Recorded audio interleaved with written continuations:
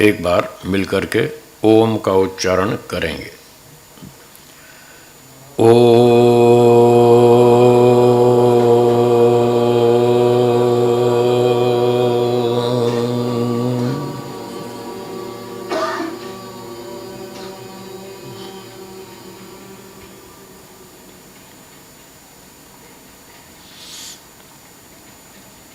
उपस्थित सज्जनों, माताओं और बहनों, हमारा पीछे अध्ययन चल रहा था। पुस्तक का नाम आर्योदेश्य रत्नमाला, महर्षि दयानंद जी की लिखी पुस्तक है। इसमें 100 परिभाषाएं लिखी, 100 सिद्धांत। धर्म क्या है, अधर्म क्या है, ईश्वर क्या है, मुक्ति क्या है, बंधन क्या है, ये सारी परिभाषाएं। तो हम इस पुस्तक में 47 परिभाषाओं तक पढ़ चुके थे। अब 48वीं आरंभ होती है।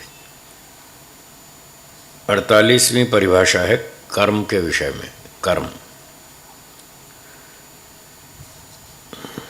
मैं पढ़ता हूँ। कर्म, जो मन, इंद्रिय और शरीर में जीव चेष्टा विशेष करता है वह कर्म कहलाता है। वह शुभ, अशुभ और मिश्र भेद से 3 प्रकार का है।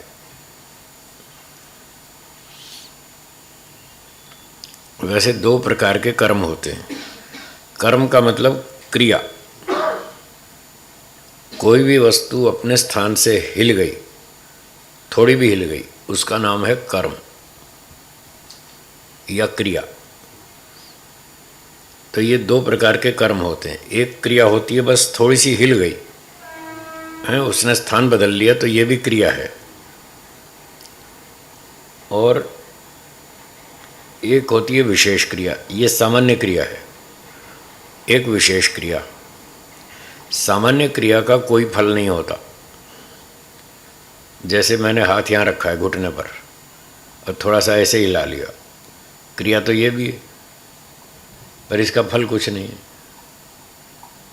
और मैं हाथ से यज्ञ करता हूँ, दान देता हूँ, कोई सेवा करता हूँ, कोई वाणी से अच्छी बात सिखाता हूँ, पढ़ाता हूँ, तो ये भी क्रिया है।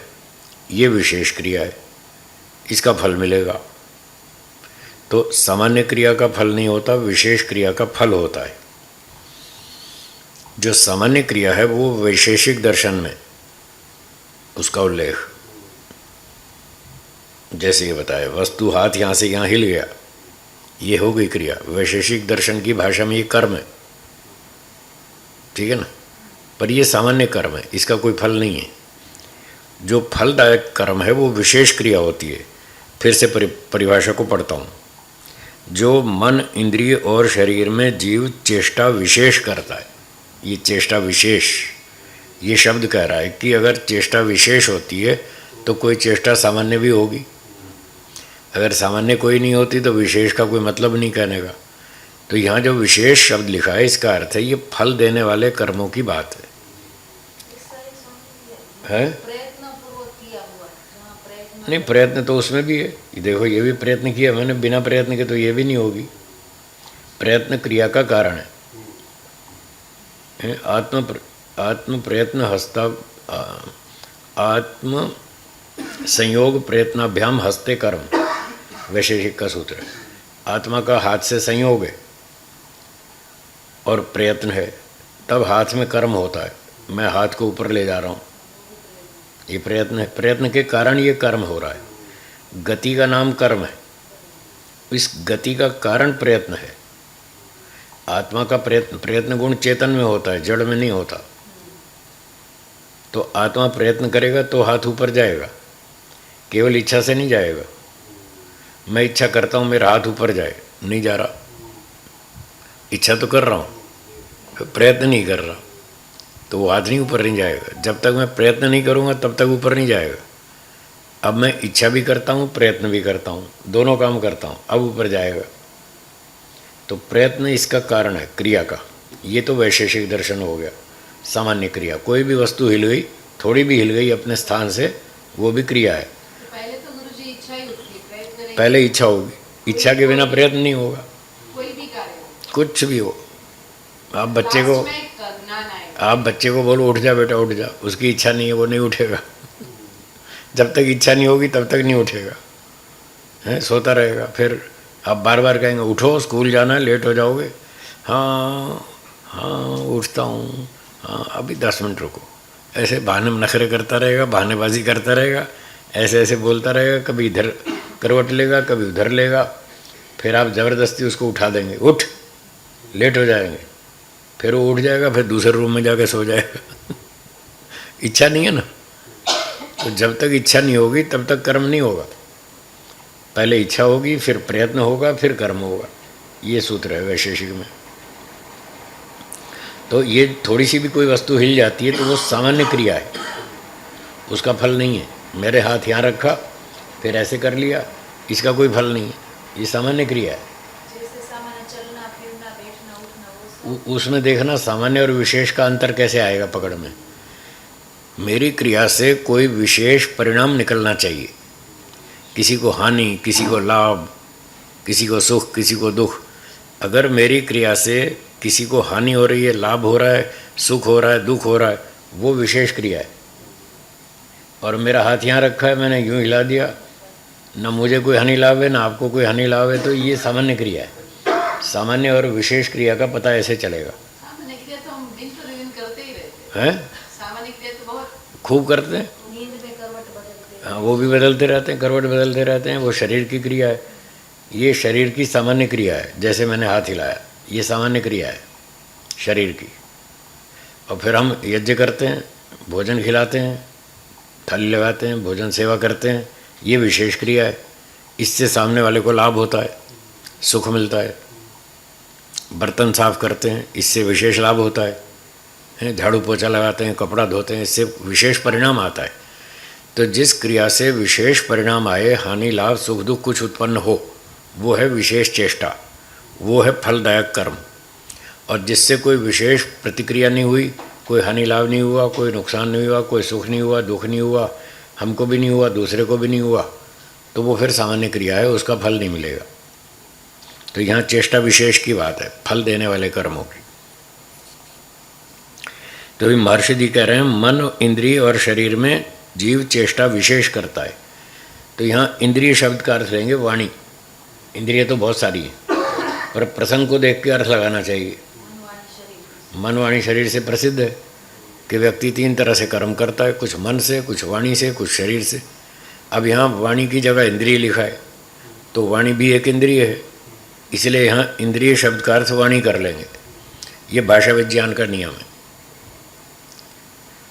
भाषा विज्ञान को लोग नहीं समझते, नहीं पढ़ते, इसलिए उल्टे सुल्टे अर्थ करते हैं और भटक जाते हैं। वो कहते हैं साहब यहाँ तो इंद्रिय लिखा है, वाणी कहाँ लिखा है, इतनी बातें अड़ जाएंगी।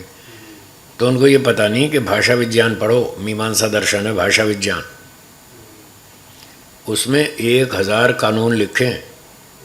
कितने? 1000 कानून लिखे हैं, जिन कानूनों के आधार पर भाषा का अर्थ किया जाता है। ये वाक्य का अर्थ करना मजाक थोड़ी है। उसका नाम ही वाक्य शास्त्र है। व्याकरण है शब्द शास्त्र, उसमें शब्दों की व्याख्या की जाती है। शब्द की उत्पत्ति कैसे हुई, शब्द का अर्थ क्या है, उसका नाम है शब्द शास्त्र। और मीमांसा का नाम है वाक्य शास्त्र, वो वाक्य का अर्थ करना सिखाता है। एक वाक्य के 6 अर्थ हो सकते हैं, तो कहाँ कैसे अर्थ किया जाए, कौन सा अर्थ कहाँ लागू होता है, वो सारा सिस्टम मीमांसा दर्शन में है। तो बहुत सारे नियम हैं। तो यहाँ पर उन नियमों के आधार पर इंद्रिय का अर्थ करेंगे वाणी, क्योंकि वाणी से कर्म होते हैं। वाणी से हम कर्म करते हैं, मन से करते हैं और शरीर से, 3 तरह से करते हैं। तो यहाँ पर 2 तो साफ लिखे हैं, मन और शरीर, और वाणी नहीं लिखा, उसकी बजाय लिखा है इंद्रिय। तो इंद्रिय का अर्थ वाणी कर लो, बात साफ हो गई। तो पहले पंक्ति का अर्थ ये हुआ, जो मन वाणी और शरीर से जीव चेष्टा विशेष करता है वो कर्म कहलाता है। ये परिभाषा हो गई। अब ये शरीर का सामान्य कर्म है, मैंने थोड़ा सा हाथ हिला दिया, ये सामान्य कर्म। और सेवा की, दान दिया, भोजन खिलाया, कपड़ा धोया, बर्तन धोया, ये विशेष चेष्टा है शरीर की। अब वाणी की, वाणी से मैं सच बोलता हूँ, इससे सुख मिलता है दूसरों को। झूठ बोलता हूँ, इससे नुकसान होता है। तो ये वाणी की विशेष चेष्टा है। सच बोलना, झूठ बोलना, प्रेम से बोलना, कठोर बोलना, कड़वा बोलना, निंदा करना, अपमान करना, खिल्ली उड़ाना, मजाक उड़ाना, ये विशेष क्रिया है वाणी की। और सामान्य क्रिया, इन विशेष क्रियाओं का तो फल मिलेगा। अच्छी क्रिया करूँगा तो अच्छा फल, बुरी करूँगा तो बुरा फल। ये तो हो गई वाणी की विशेष चेष्टा। वाणी की सामान्य चेष्टा, एक व्यक्ति अपने कमरे में बैठा है अकेला, वो अपना गुनगुना रहा है ऐसे वाणी से थोड़ा थोड़ा,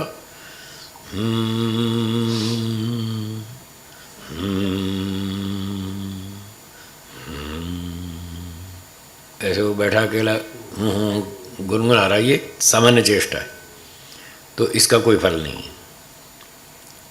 अब मन की चेष्टा, मन में जो हम निर्णय करते हैं, ये काम करूँगा, ये काम नहीं करूँगा, ये विशेष चेष्टा है मन की। हाँ, पूछना है, बोलिए। वाणी में जैसे आपने कहा ना कि वो गुनगुना रहा है, हाँ, अंदर ना गुनगुनाए, होठों से वो बोले ऐसे, लेकिन वो सॉन्ग को कोई दूसरा भी सुन ले तो उनको सुख मिले तो अगर सुख मिलेगा तो विशेष हो जाएगी। हाँ, वही गुनगुना सुख मिलेगा, कोई गीत भजन गाएगा तो उससे दूसरों को अच्छा लगेगा, सुख मिलेगा तो वो विशेष हो जाएगी। भले अकेला गा रहा हो, भले अकेला हो तो खुद भी वो सुख ले रहा है अपने गीत का। अकेला ही गा करके वो अभ्यास कर रहा है अपना, और खूब अच्छा लग रहा है उसको, सुख मिल रहा है तो विशेष हो गई। और कुछ नहीं मिल रहा है, ऐसे ऐसे कुर कुर कुर कुर कुर कर रहा है, तो उससे कोई फायदा नहीं। तो ये सामान्य क्रिया होगी। हाँ, बोलिए। अभी जैसे इन्होंने बताया कि सुख मिलता है तो विशेष हो जाता है। हाँ जी, तो किसी को सपोज गाना पसंद नहीं है तो उसको दुख मिलता है, वो भी विशेष हो गई। सुख मिले चाहे दुख मिले, कुछ ना कुछ मतलब प्रतिक्रिया विशेष होनी चाहिए। नहीं तो हमारे मन में थोड़ी ऐसा है कि उसको, अब उसका संस्कार ऐसा है कि उसको अच्छा नहीं लगता है। तो भी आपके कारण हो रहा है उसको, इसलिए आपको उसका दोष लगेगा।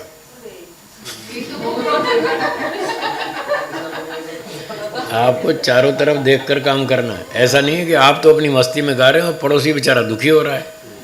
दुखी हो रहा है आपकी वजह से हो रहा है, आप बंद। भजन लगाओ तो भी दुखी हो रहा है, हाँ, तो भी तो हमें दोष अब ये कितने लोग नमाज पढ़ते रहते हैं सुबह सुबह, आपको अच्छा नहीं लगता तो उनको पाप लगेगा कि तुम 5 बजे क्यों सबकी नींद खराब कर रहे हो।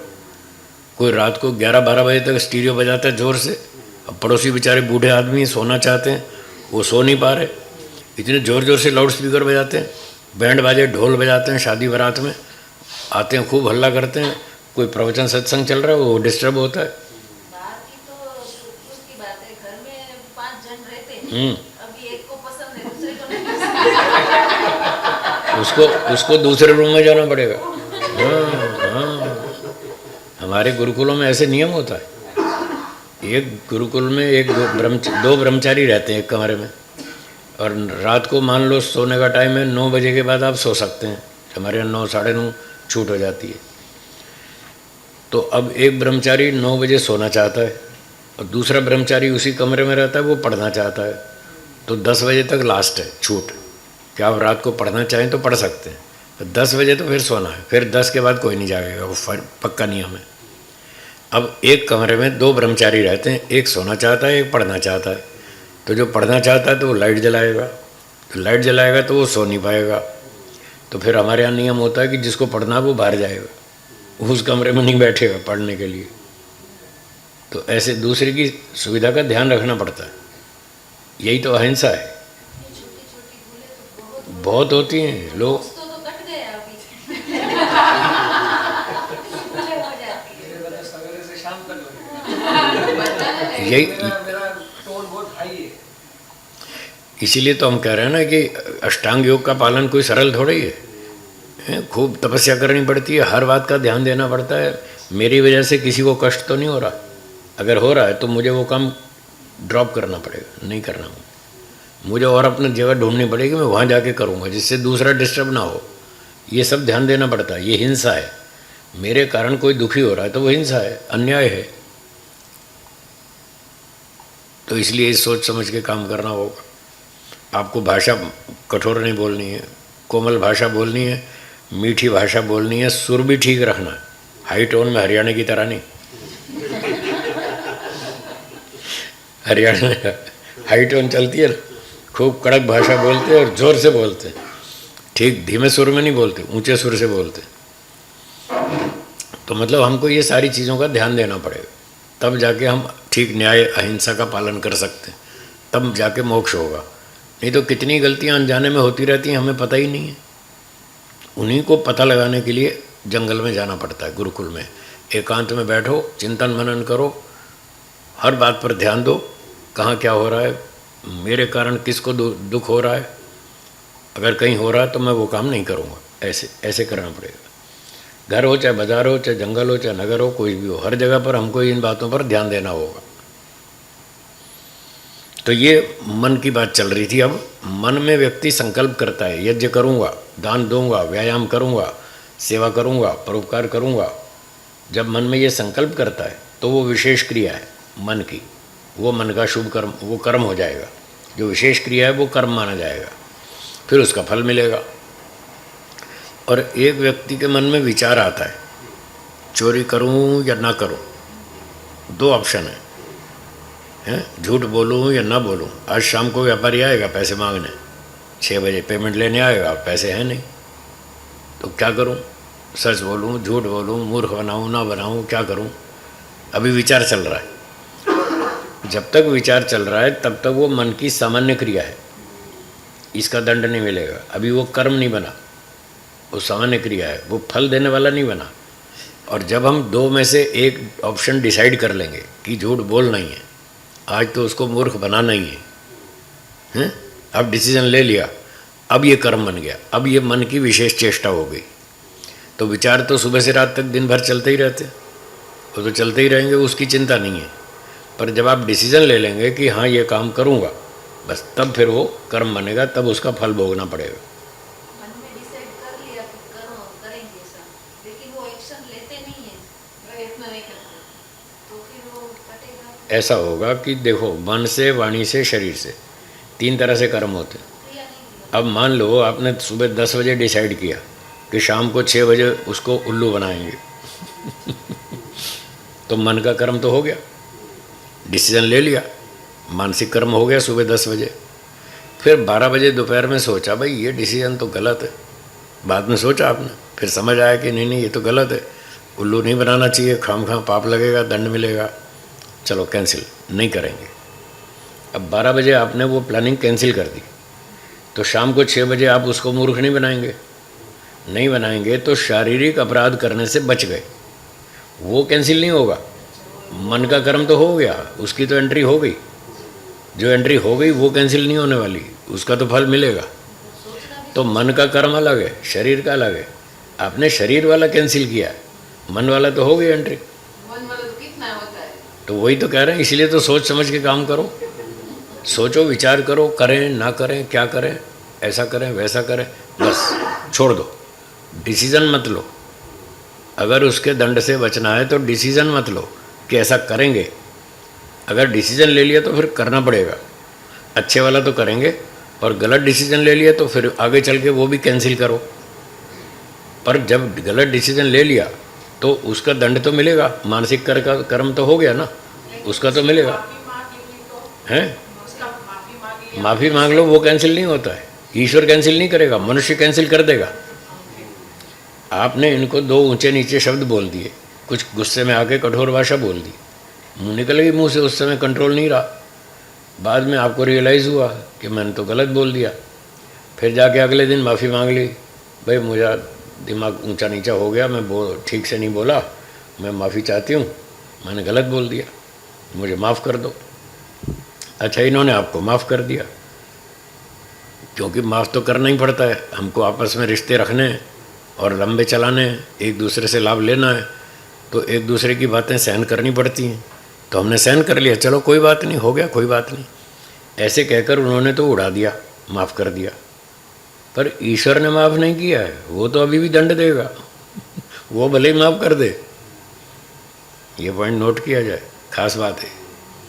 मनुष्य माफ़ कर देगा, ईश्वर नहीं करेगा। वो तो ठोकेगा तब तक जब तक आप गलतियां करोगे तब तक ठोकेगा, क्योंकि उसका नियम है, दंड के बिना कोई सुधरता नहीं।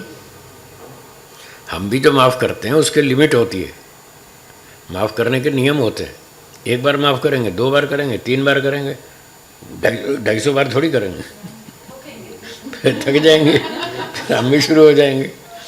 पहले वार्निंग देंगे कि बहुत गलती कर ली आपने, अब आगे नहीं करना, उसको वार्निंग देंगे 1 बार 2 बार, फिर वो वार्निंग पे भी नहीं सुधर रहा, फिर डांट लगाएंगे, फिर डांट से भी नहीं सुधर रहा, फिर हम भी शुरू कर देंगे ठोकना, फिर 2-4 बार ठोकेंगे, फिर भी नहीं सुधरता, फिर कहेंगे अच्छा बाबा तू अपने घर, हम अपने घर, कट, रिश्ता ख़त्म, जाओ तुम जैसे जीना जी लो, हमें जैसे जीना जी लेंगे, हम नहीं रखते तुम्हारे साथ। तुम्हें बदतमीज़ आदमी हो, तुम्हें तमीज़ नहीं बात करने की, बोलते कुछ हो करते कुछ हो, हर का रोज़ तुम्हारा रोज़ का नाटक है, तो एक दिन तंग आ जाएंगे, फिर उससे रिश्ता तोड़ देंगे। और जो लोग रिश्ता नहीं तोड़ते उनके यहाँ दिमाग में बारूद इकट्ठा होता जाता है, उस गुस्से इकट्ठा होता जाता है, वो फिर ऐसा एक दिन ब्लास्ट होगा, बस फिर या तो वो खुद मरेंगे या उसको मारेंगे, अंत में उसका परिणाम भी आएगा। तो मरने मारने से तो अच्छा है ना, अलग हो जाओ, है? तो इस तरह से चलता है।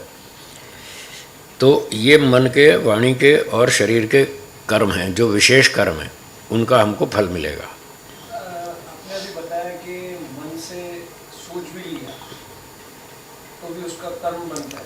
अगर निर्णय लिया तो कर्म बनेगा। नहीं, निर्णय मैंने लिया कि मेरे पास ये शाम को आने वाले, हाँ, मेरे दिमाग में ये चल रहा है कि मैं पैसे के लिए क्या बोलूं। हाँ ठीक है, अब मैंने भले निर्णय ले लिया, लेकिन मैंने पैसे देने के टाइम उनको सच सच बोला। हाँ तो वो निर्णय कैंसिल हो गया ना आपका। आपने निर्णय लिया था कि मैं झूठ बोलूँगा, ऐसा निर्णय लिया शाम को 4 बजे, और इनको आना है 6 बजे, तो 4 बजे निर्णय लिया कि मैं शाम को 6 बजे जब आएंगे लेने तो मैं झूठ बोलूँगा।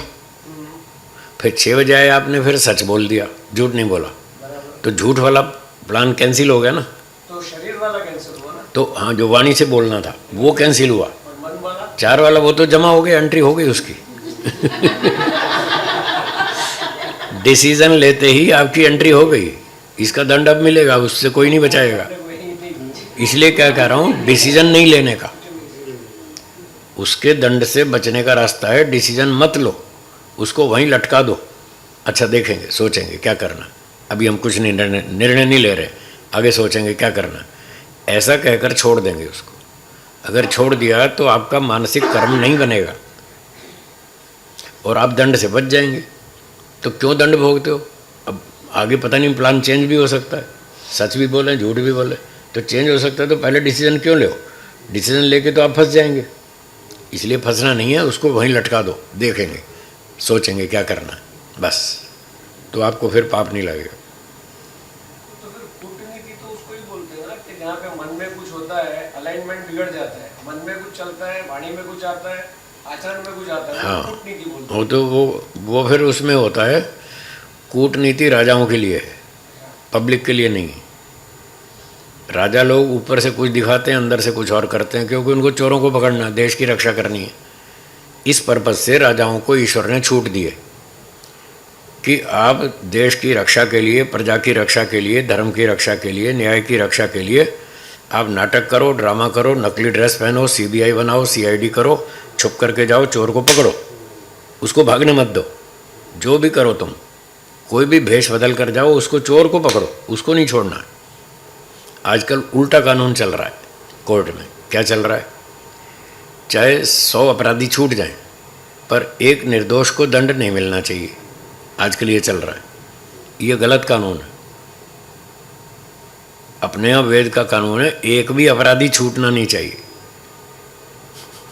वो कहे चाहे 100 अपराधी छूट जाए, एक निर्दोष को दंड नहीं मिलना चाहिए। मैं पूछता हूँ, अगर निर्दोष को दंड मिल गया तो क्या होगा? अन्याय होगा। इसीलिए तो आप कह रहे हैं ना कि निर्दोष को दंड नहीं मिलना चाहिए, निर्दोष को दंड देना अन्याय है। तो आपने जो 100 अपराधी छोड़ दिए वो अन्याय नहीं? वो नहीं दिख रहा तुम्हें? वो भी तो अन्याय है। जैसे आपने कहा कि राजा को छूट दे रखी, वो कर सकते हैं, कर सकता है, लेकिन उसका भी दंड मिलेगा, ध्यान रखना। नहीं बोल रहा, परमात्मा की दृष्टि से तो सब आत्माएं ही है। उसका भी दंड मिलेगा। अभी तीन वैरायटी आ रही है कर्मों की। शुभ अशुभ मिश्रित, ये मिश्रित कर्म है। राजा का जो कर्म है वो मिश्रित कर्म है, वो देश के लिए अच्छा कर रहा है, ये शुभ अंश है। और झूठ बोल के कर रहा है ये अशुभ है। तो यहाँ शुभ और अशुभ दोनों मिश्रित हो गए, इसलिए तीसरी वैरायटी अलग है मिश्रित कर्म की। तो फिर राजा बनना नहीं चाहिए उसको। अगर आपको मोक्ष में जाना है तो राजगद्दी छोड़ो। राजा जनक ने छोड़ दी, क्यों छोड़ी?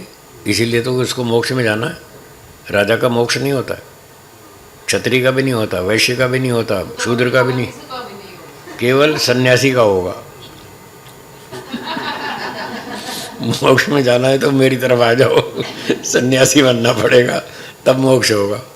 क्योंकि सन्यासी ऐसे काम करता ही नहीं, न व्यापार करता है, न झूठ बोलता है, न हेरा फेरी करता है, न मिलावट करता है, न रिश्वत लेता है, न चोरी करता है, कुछ करना ही नहीं उसको। ये सारे पाप छोड़ने पड़ेंगे उसको, गड़बड़ बंद करनी पड़ेगी, तभी तो मोक्ष होगा। और वो केवल सन्यासी कर सकता है। लेकिन सब सन्यासी बन जाए वो भी सारे सन्यासी बन जाएं तो मुझे जेल कर देना। मेरा चैलेंज है। सारे की बात छोड़ो, जितने ये बैठे यही नहीं बनने वाले। ये 15 लोग बैठे, ये भी सन्यासी नहीं बनेंगे। आप सबकी बात करते हैं। बम्बई में कितने लोग हैं? 3 करोड़ होंगे 12 करोड़ हैं? 12 करोड़ की आबादी। इतनी हो गई? 12 करोड़ में 1200 लोग भी सन्यास ले लें तो आप मुझे बताना, 12 आदमी भी नहीं लेंगे। 1200 तो बहुत कह दिए मैंने। यहाँ 12 करोड़ में 1200 आदमी भी सन्यासी नहीं बनने वाले। आप कहते सारे बन जाएंगे, कहाँ बन जाएंगे? ये सिर्फ कल्पना है। और अगर मान लो सारे सन्यासी बन भी जाएं तो ईश्वर क्या करेगा? संसार को बंद कर देगा। जब यहाँ कोई ग्राहक ही नहीं तो काहे को दुकान खोलनी? भगवान ने संसार क्यों बनाया था? इसीलिए तो बनाया था कि आप मोक्ष में जाओ, और सारे मोक्ष में चले गए तो अपनी दुकान शट डाउन बंद कर देगा। क्यों चलाएगा? संसार चलाना ज़रूरी नहीं है। संसार चलाने का एक उद्देश्य है, एक पर्पज़ है, वो है कि सब लोग अच्छे काम करके मोक्ष में जाएं। बस इसीलिए तो बनाया था। पर वो लोगों की अविद्या हटती नहीं। अविद्या हटे बिना मोक्ष होगा नहीं। अविद्या से हटने के लिए संन्यास लेना पड़ता है, घर छोड़ना पड़ता है। अब घर छोड़ना कोई चाहता नहीं, फिर घर बैठे बैठे थोड़ी होता है मोक्ष। कोई व्यक्ति संन्यास न ले, गृहस्थ आश्रम से सीधा ऐसा मतलब साधना करने लग जाए इस तरह से, तो फिर संन्यास नहीं लेगा, वो लाल कपड़े नहीं पहनेगा ना, तो मोक्ष नहीं होगा। मतलब उनका जो वर्तन व्यवहार है वो सब तो कपड़े पहनने में क्या तकलीफ है? मुझे ये बताओ ना। वर्तन व्यवहार, ये वर्तन व्यवहार के अंतर्गत नहीं आता है। भाई एक पुलिस वाला है, उसने ट्रेनिंग ले ली और चौराहे पे खड़ा हो गया, ट्रैफिक पुलिस वाला है, हाथ ऊंचा करेगा, वो यूनिफॉर्म में होगा तभी तो कोई रुकेगा। अगर आप सिविल ड्रेस में जाके हाथ ऊंचा करो तो कोई सुनेगा ही नहीं। ये कौन है भाई? वो यूनिफॉर्म ही तो उसकी पहचान है कि ये सन्यासी है, तो उसके साथ लोग उस तरह का व्यवहार करेंगे और उसके अंदर से उसको इस यूनिफॉर्म से वैराग्य का स्तर मिलेगा, सपोर्ट मिलेगा, उत्साह बढ़ेगा कि हाँ मैं सन्यासी हूँ, मुझे सन्यासी वाला व्यवहार करना है। तो ये यूनिफॉर्म उसको भी प्रेरणा देती है, जनता को भी सूचना देती है। जैसे लाल बत्ती हमको बताती है अब रुक जाओ, हरी बत्ती कहती है अब चलो। तो ऐसे ये बाहर के चिन्ह हैं, सिंबल्स हैं, ये भी सिंबल है। कोई लाल कपड़े पहनने से सन्यासी नहीं बनता, पर सन्यासी बन चुका हो तो लाल कपड़ा पहनना फर्जियात है, तो ज़रूरी है, ताकि लोगों को भी तो पता चले ये सन्यासी है। नहीं तो वो उसको आम आदमी समझ के उस तरह से व्यवहार करेंगे। यूनिफॉर्म में होगा पुलिस वाला तो आप उस तरह से व्यवहार करेंगे, सिविल ड्रेस में होगा तो आप उस तरह से व्यवहार करेंगे। वो ड्रेस ही तो बताती है कि ये किस लेवल का आदमी है। आप कोर्ट में जाओ काला सूट पहन के, हैं, वकील बन करके काला कोट पहन के, तो लोग आपसे अलग ढंग से बात करेंगे। और आप सामान्य ड्रेस में टी शर्ट पहन के जाओगे तो अलग तरह से, भले ही आप वकील की डिग्री हो आपके पास, फिर आपको उस तरह से ट्रीट नहीं करेंगे। तो हर चीज़ का वो यूनिफॉर्म भी तो होती है ना, तो वो भी पहननी पड़ेगी। और जो लोग मान लो वैराग्य भी हो गया और व्यवहार भी ठीक कर रहे हैं वैराग्य वाला, और कपड़े नहीं पहनते, तो इसका मतलब है उनको कपड़े पहनने से डर लगता है। अभी डरते हैं। क्यों नहीं पहनते कपड़े? बताओ मुझे, उसका उत्तर दो। क्यों नहीं पहनते? उनको डर लगता है कि हम ऐसे कपड़े पहनेंगे तो लोग हमको मूर्ख समझेंगे, अनाड़ी समझेंगे। आजकल लाल कपड़े वाले को मूर्ख समझते हैं। देश में 70 लाख लोग ऐसे लाल कपड़े पहन के घूम रहे हैं, उनमें अधिकांश तो बेईमान हैं, चोर हैं, लुटेरे हैं, अपराधी हैं। पुलिस से बचने के लिए वो लाल कपड़े पहन के घूम रहे हैं ताकि पुलिस ना पकड़ ले। तो अब वो जब अधिकांश लोग ऐसे हैं, ट्रेन में जाते हैं तो बिना टिकट जाते हैं, तो उनके चक्कर में लोग हमको भी बिना टिकट समझते हैं। तो इसी बात से तो डर लगता है कि मैं लाल कपड़े पहन लूँ तो लोग मुझे बिना टिकट समझेंगे, हैं, मुझे मूर्ख समझेंगे, अनपढ़ समझेंगे, भिखारी समझेंगे। ये अधिकांश लोग तो भिखारी हैं लाल कपड़े वाले, इसलिए वो डरता है कि मैं लाल कपड़े नहीं पहनूंगा। अगर वो डरता है इस बात से तो वैराग्य कहाँ है? जिसको वैराग्य हो गया वो किसी से डरता नहीं है। उसको आप भिखारी समझो, मूर्ख समझो, अनपढ़ समझो, अनाड़ी समझो, कुछ भी समझो, बिना टिकट समझो, वो डरता नहीं है।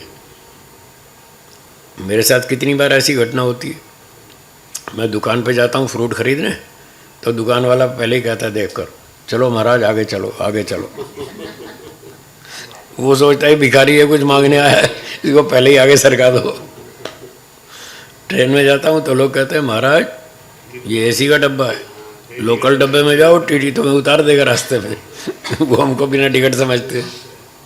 तो ये तो रोज़ चलता रहता है, पर हमें डर नहीं लगता, ना हम दुखी होते। हम जब अपने आश्रम से निकलते हैं ना रोजड़ से, तो हम ये मान के चलते हैं लोग हमको भिखारी समझेंगे, लोग हमको अनाड़ी मूर्ख समझेंगे, हैं, बिना टिकट समझेंगे, हम दुखी नहीं होंगे। हम वहीं से संकल्प करके निकलते हैं, तुम कुछ भी समझो, तुम्हारे भिखारी समझ लेने से क्या मैं भिखारी हो गया? क्यों जी? मैं तो जो हूँ सो हूँ, मैं तो भिखारी हूँ नहीं। और आप मुझे भिखारी समझो तो समझते रहो, उसमें गलती मेरी है या आपकी है? जो मुझे भिखारी समझ रहा है उसकी गलती है या मेरी? अच्छा, गलती उसकी और दुखी मैं हूँ, ये कौन सी समझदारी है? जिसने गलती की उसको दुखी होना चाहिए कि मैंने गलती की, मैंने तो कोई गलती की नहीं। तो कोई मुझे भिखारी समझे तो मैं तो दुखी होता नहीं, क्योंकि मैंने कोई गलती की नहीं। कोई अनपढ़ समझे, कोई मूर्ख समझे, कोई बिना टिकट समझे, समझते रहो गलती तुम्हारी है, तो मैं तो दुखी होता नहीं। मैं संकल्प करके चलता हूँ वहाँ से, आश्रम से।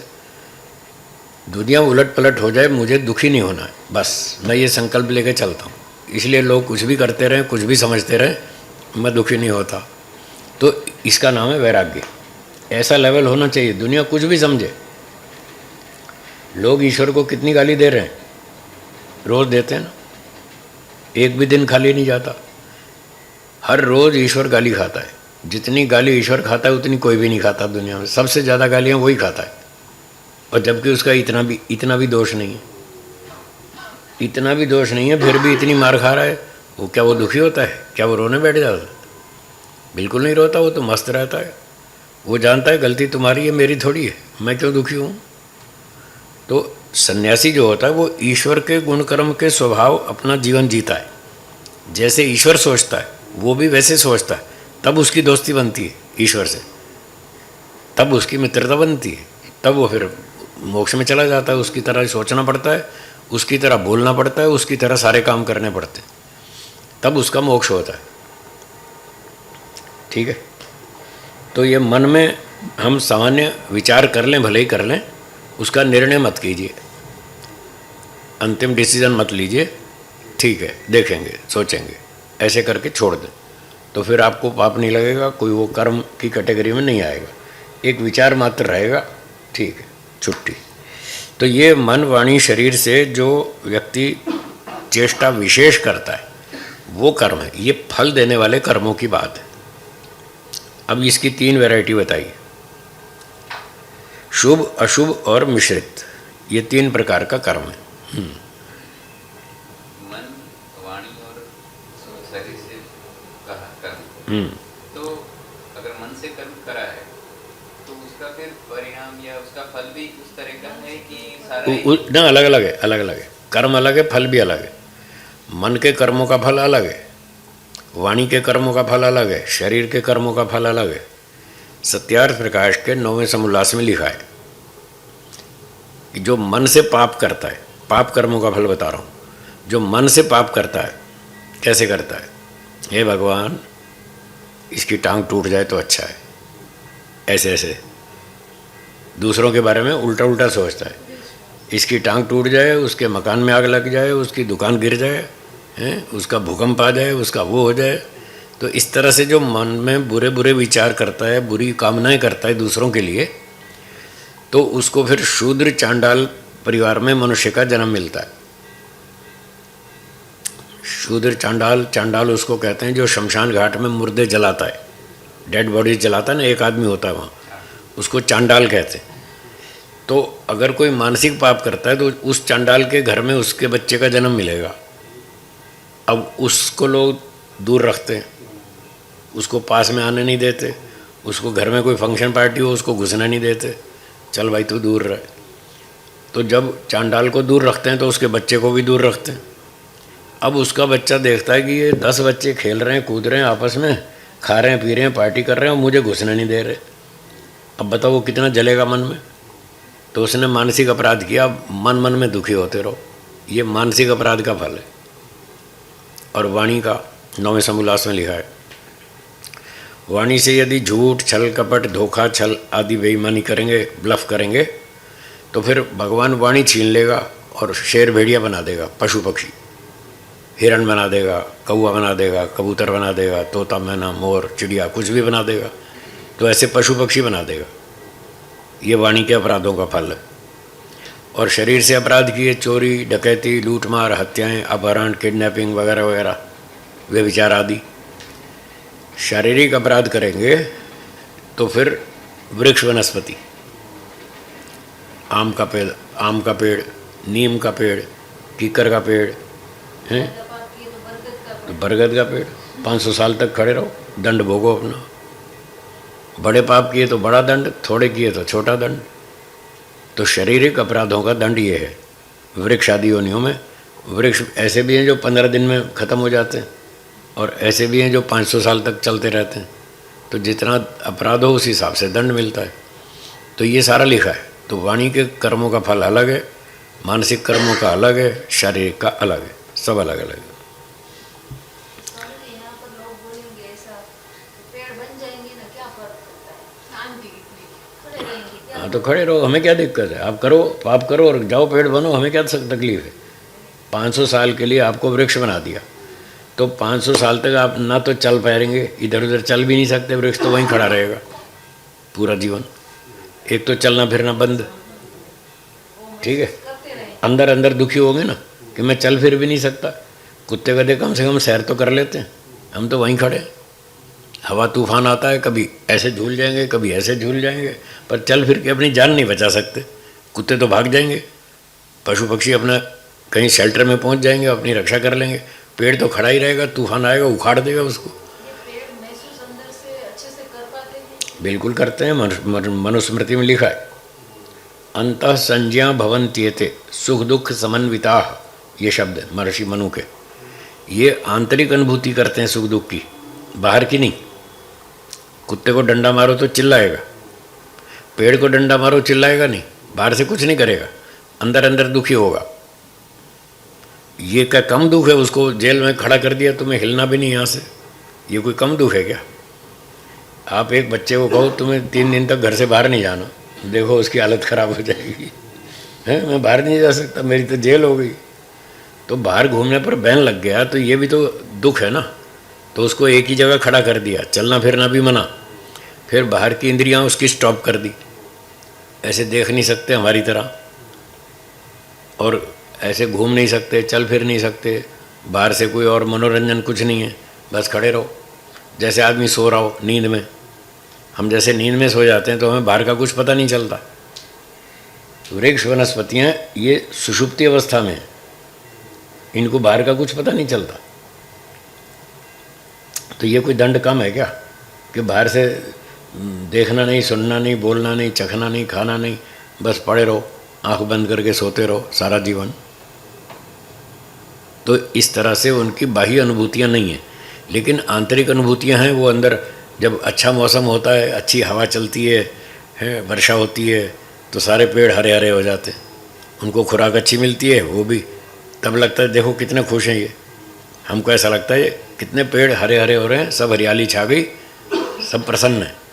तो वो उनकी आंतरिक प्रसन्नता होती है। उस हरियाली को देखकर हम भी ऐसा समझते हैं कि अब ये बड़े खुश हैं, हरे भरे हैं, अच्छा लग रहा है इनको।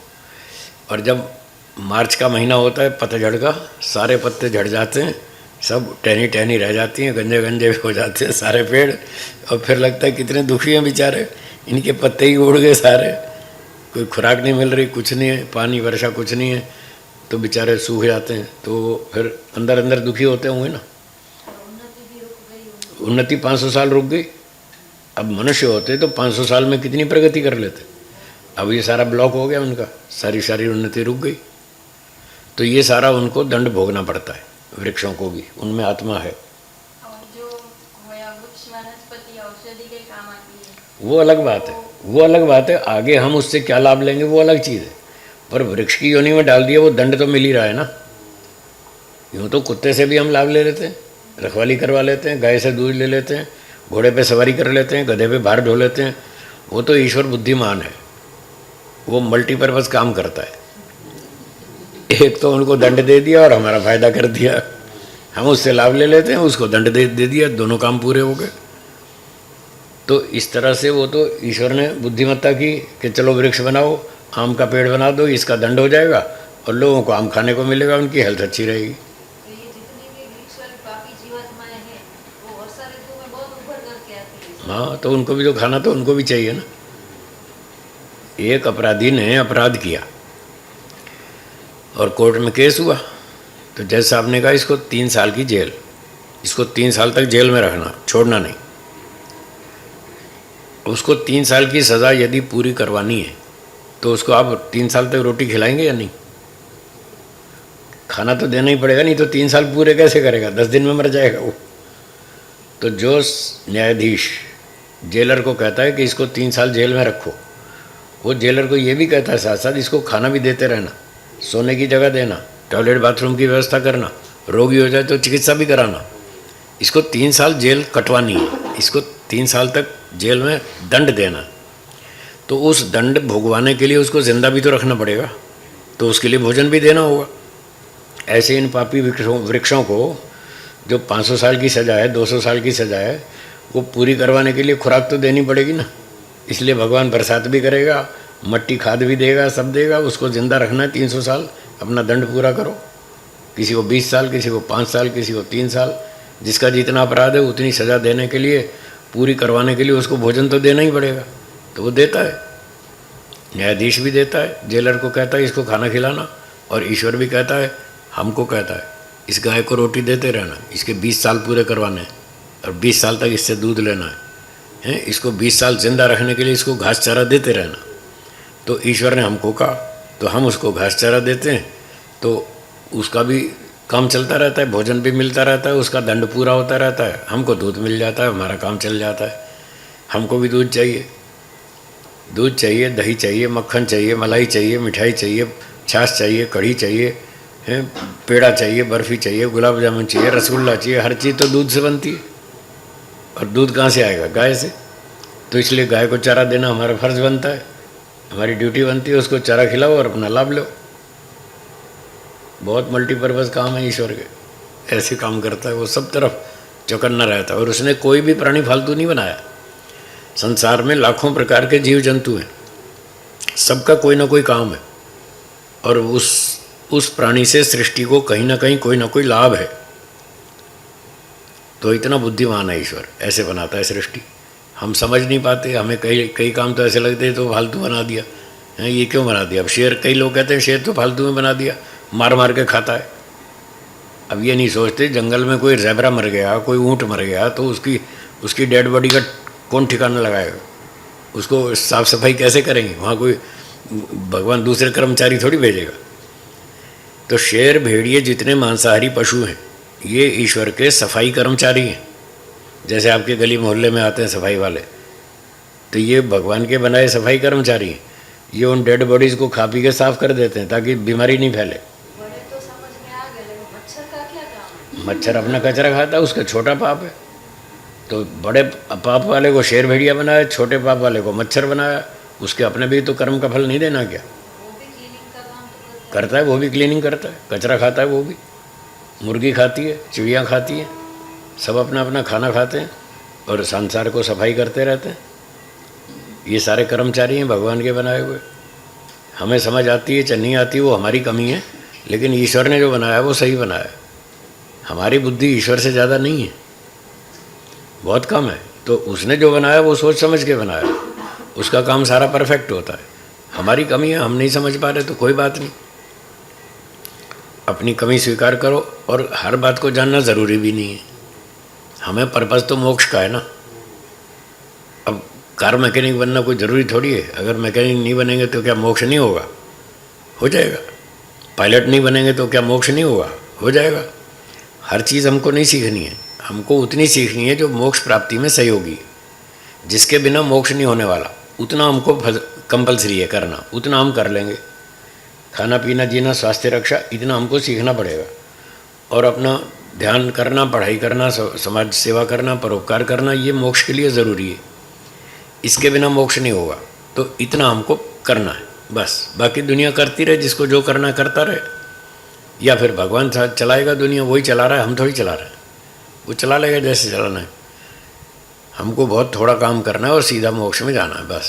जिसको समझ में आता हो वो काम करे, और जिसको नहीं समझ में आता तो वो दुनिया चलाए। आप जो कह रहे हैं सारे मोक्ष में चले जाएंगे, नहीं जाएंगे। बहुत सारे लोग दुनिया ही चलाएंगे, उनको मोक्ष समझ में ही नहीं आता। मोक्ष है भी, इतना ही समझ में नहीं आता, वो क्या मोक्ष में जाएंगे? कितने तो नास्तिक हैं, ईश्वर को मानते ही नहीं, वो कैसे मोक्ष में जाएंगे?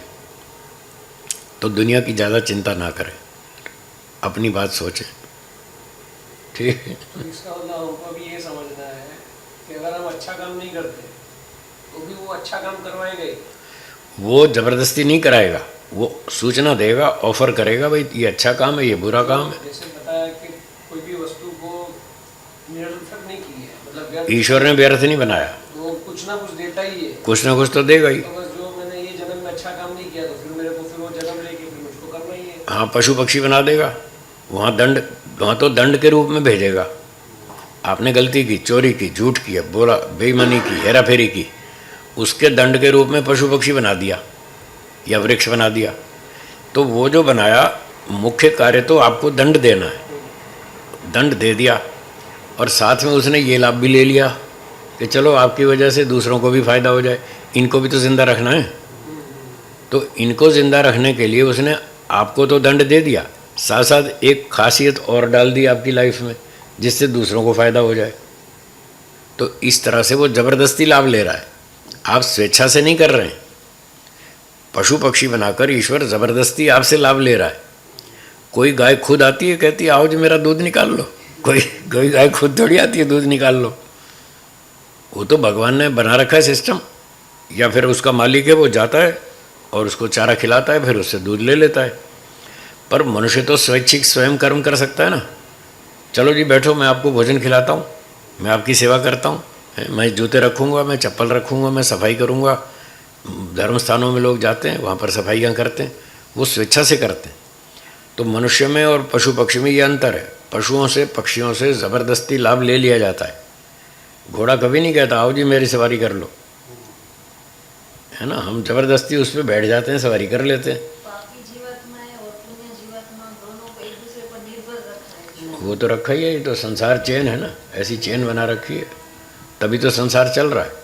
हर व्यक्ति को दूसरे से कुछ ना कुछ लाभ मिल रहा है, इसलिए वो उसके साथ रिश्ता बनाए बैठा है। लाभ नहीं मिले तो काहे का रिश्ता? तुम अपने घर, हम अपने घर, और सब अपने अकेले अकेले हो गए तो जी नहीं पाएंगे। अकेला आदमी नहीं जी सकता, इसलिए हमको समाज बनाना पड़ता है, संगठन बनाना पड़ता है। आपकी कुछ अलग योग्यता है, इनकी अलग योग्यता है, इनकी अलग है, तो जिसकी जो योग्यता है वो समाज को वैसी सेवा देवे। मेरी योग्यता अलग टाइप की है, मैं वो सेवा दूंगा। आपकी योग्यता अलग टाइप की है, आप वो सेवा देंगे। इनकी अलग टाइप की है, ये वो सेवा देंगे, तो सबका काम चल जाएगा। ऐसे बनाया सिस्टम भगवान ने। लाभ ले और दे, लेकिन लिप्त न हो जाए। लिप्त नहीं होना चाहिए, और लिप्त से बचने का काम केवल सन्यासी का है, बाकी तो लोग फंस जाते हैं। इसलिए सन्यासी का ही मोक्ष होता है और किसी का नहीं होता। सत्यार्थ प्रकाश के 5वें समोल्लास में साफ लिखा है, अति उग्र तपश्चरण करने वाले सन्यासियों का ही मोक्ष होता है, ही, अन्यों का नहीं। ये भी लिखा है, और किसी का नहीं होता। क्योंकि जो मोक्ष के लिए योग्यता है, अविद्या का नाश, ये शर्त है। अविद्या, अस्मिता, राग, द्वेष, अभिनिवेश, 5 क्लेश हैं। इन 5 क्लेशों का नाश होने पर मोक्ष होता है, इससे पहले किसी का भी नहीं होने वाला।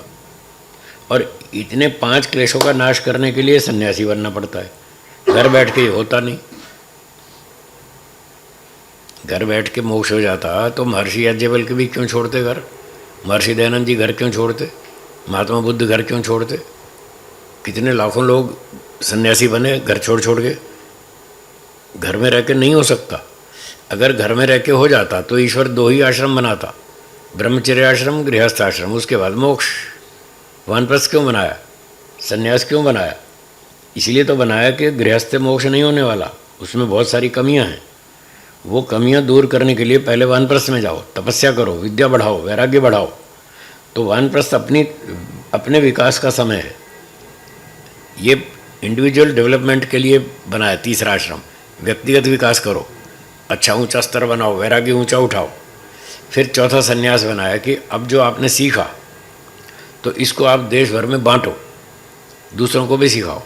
तो उससे क्या होगा कि आपकी विद्या योग्यता सुरक्षित रहेगी। विद्या बांटने से सुरक्षित रहती। आप पढ़ाना बंद कर दो, आप भूल जाएंगे। अब पढ़ाते रहेंगे तो याद रहेगा। तो सन्यासी को बोला तुम पढ़ाते रहो, देश भर में घूमते रहो, विद्या बांटते रहो, तुम्हारी भी विद्या सुरक्षित रहेगी और लोगों को लाभ हो जाएगा। और तुम्हें 2 रोटी चाहिए, 2 रोटी समाज के लोग खिला देंगे। 2 रुपये किराया चाहिए, किराया भी दे देंगे। बस और क्या चाहिए? 2 रोटी खानी है, 2 रुपये किराया चाहिए, कोई सोने की जगह चाहिए, इतना आपको समाज दे देगा। तो उसका भी काम चल जाएगा और तुम्हारा भी चल जाएगा। और तुम इस पैटर्न पे चलोगे तो मोक्ष होगा। और तुम फिर एक जगह टिक गए तो फिर तुम्हें राग द्वेष होगा, फिर तुम फंस जाओगे वापस। इसलिए सन्यासी को बोला घूमते रहो, लंबा नहीं टिकना। तो ये बहुत बढ़िया साइंटिफिक सिस्टम है ईश्वर का, जो वेदों में बताया 4 आश्रम। तो 4 आश्रम का नियम पालन करेंगे तो मोक्ष होगा, नहीं तो नहीं होगा। ठीक है, अब उदाहरण सुनिए। 3 विभाग बताए, शुभ, अशुभ और मिश्रित। ये 3 प्रकार का कर्म है। शुभ कर्म वो है जिससे हमें भी सुख मिले, दूसरे को भी, दोनों को सुख मिले, वो शुभ कर्म। जैसे यज्ञ करना, इससे हमको भी लाभ है, पड़ोसियों को भी, सबको फायदा है। दान देना, आप किसी संस्था को दान देते हैं तो संस्था को लाभ हुआ, उनका खर्चा पानी निकल गया है। बिल्डिंग बना रहे हैं, उसमें खर्चा चाहिए, तो आपने उनको दान दिया तो उनका काम ठीक हो गया। आपने दान दिया, आपका अकाउंट में, खाता में इतना रुपया जमा हो गया ईश्वर के बैंक में, वो आपको ईश्वर दे देगा, तो आपको भी फायदा हुआ, आपकी इन्वेस्टमेंट हो गई एक तरह से। तो आपको भी फायदा हुआ, दूसरे को भी फायदा हुआ। ये शुभ कर्म है। यज्ञ करना, दान देना, सेवा करना, परोपकार करना है, संस्थाओं में काम करना, वहाँ जाना, रक्षा करना, आते जाते रहना, तो इस तरह से सहयोग लेते देते रहना, ये शुभ कर्म है। अशुभ कर्म, जिससे हमको तो तात्कालिक लाभ हो रहा है पर दूसरे का नुकसान हो रहा है, या तो दूसरे का नुकसान हो रहा है या दोनों का नुकसान हो रहा है, वो अशुभ कर्म है। जैसे सिगरेट पीना, अब सिगरेट पीने से हमको भी नुकसान है और बस में बैठेंगे तो दूसरे को भी नुकसान है। रेलवे स्टेशन पर, एयरपोर्ट पे मना है सिगरेट पीना, क्योंकि उससे दूसरे को भी नुकसान होता है। फिर कईयों को नहीं रुका जाता तो उसके लिए खास कमरे बना रखे हैं, स्मोकिंग रूम्स, वहाँ जाके पियो, सबका दिमाग ख़राब मत करो। तो शराब पीना, सिगरेट पीना, अंडे खाना, मांस खाना, चोरी करना, झूठ बोलना, अन्याय करना, दूसरे का संपत्ति हड़प लेना, ये सारे पाप कर्म हैं। इससे आपको तात्कालिक रूप से थोड़ा लाभ हो सकता है, चोरी से, छीन झपट से, बेईमानी से थोड़ी देर के लिए आपको संपत्ति मिल जाएगी, पर आगे ईश्वर तो छोड़ेगा नहीं, वो दंड देगा, तो आपको भी नुकसान और दूसरे को भी, दोनों को तकलीफ। वो अशुभ कर्म है। ठीक है। तीसरा है मिश्रित कर्म। मिश्रित कर्म में कुछ अच्छाई है, कुछ बुराई, दोनों मिक्स हैं। वो परसेंटेज अलग अलग हो सकती है, 50% अच्छाई, 50% बुराई, एक ऑप्शन।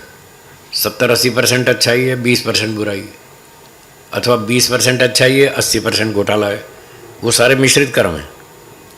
फिर जितना अच्छाई का अंश है उतना अच्छा फल मिलेगा, जितना बुराई का अंश है उतना बुरा फल मिलेगा। कर्म मिश्रित है तो फल भी मिश्रित होगा। कर्म शुभ है तो फल अच्छा होगा, कर्म अशुभ है तो फिर दंड मिलेगा। तो ऐसे 3 तरह के कर्म हैं। तो जैसे किसान लोग खेती करते हैं, हल चलाते हैं, ट्रैक्टर चलाते हैं, पानी डालते हैं खेत में, बहुत सारे प्राणी मरते हैं, चींटियों के बिल टूट जाते हैं, वो मरती हैं, कीड़े मकोड़े मरते हैं बहुत सारी, तो ये थोड़ा नुकसान होता है। और जो सैकड़ों हज़ारों मन अनाज पैदा होता है, उससे मनुष्यों की और गाय घोड़े पशु पक्षियों की रक्षा होती है, वो पुण्य मिलता है। तो उसमें 80-90% पुण्य मिलता है, 10-20% पाप होता है, तो उसको मिश्रित कर्म कहेंगे। ठीक है, अच्छाई भी है थोड़ी बुराई भी है, उसमें अच्छाई ज़्यादा है बुराई कम है, इसलिए वो करने लायक है। जिस मिश्रित कर्म में अच्छाई का अंश अधिक हो और बुराई का अंश कम हो तो वो कर सकते हैं, क्योंकि उसमें फ़ायदा ज़्यादा है, नुकसान कम। और जिसमें 80% बुराई हो और अच्छाई 10-20% हो तो उसमें तो नुकसान ज़्यादा हुआ ना, तो वो नहीं करना चाहिए। वो ऑन पेपर भले ही कह देंगे मिश्रित कर्म है, पर वो करने लायक नहीं है, क्योंकि इतना नुकसान कौन उठाएगा। कोई 100 रुपये का माल खरीद के 20 रुपये में बेचे तो 80 का लॉस कौन उठाएगा, वो तो फिर बुद्धिमत्ता नहीं है।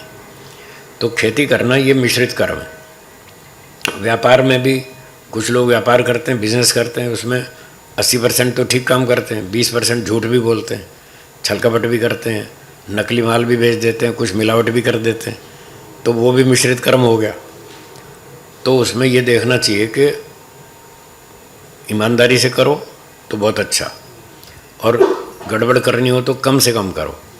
जितनी गड़बड़ करेंगे उतना दंड मिलेगा, ये तो पहले समझ के चलो।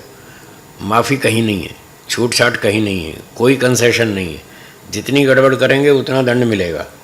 चाहे तो अलग पाप कर्म करो उसका दंड मिलेगा, चाहे मिश्रित में गलती करो उसमें दंड मिलेगा।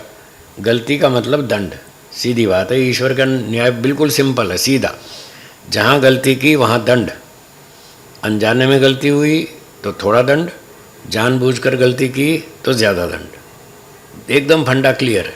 हाँ बोलिए। कर्म तो सही कर रहे हैं, लेकिन मन का भाव गलत है। कभी हाँ, मन का भाव अच्छा है, लेकिन हाँ, कर्म गलत है। हाँ, अब सुनिए। तो न्याय दर्शन में कर्म फल की चर्चा आई कि कर्म का फल कैसे मिलता है।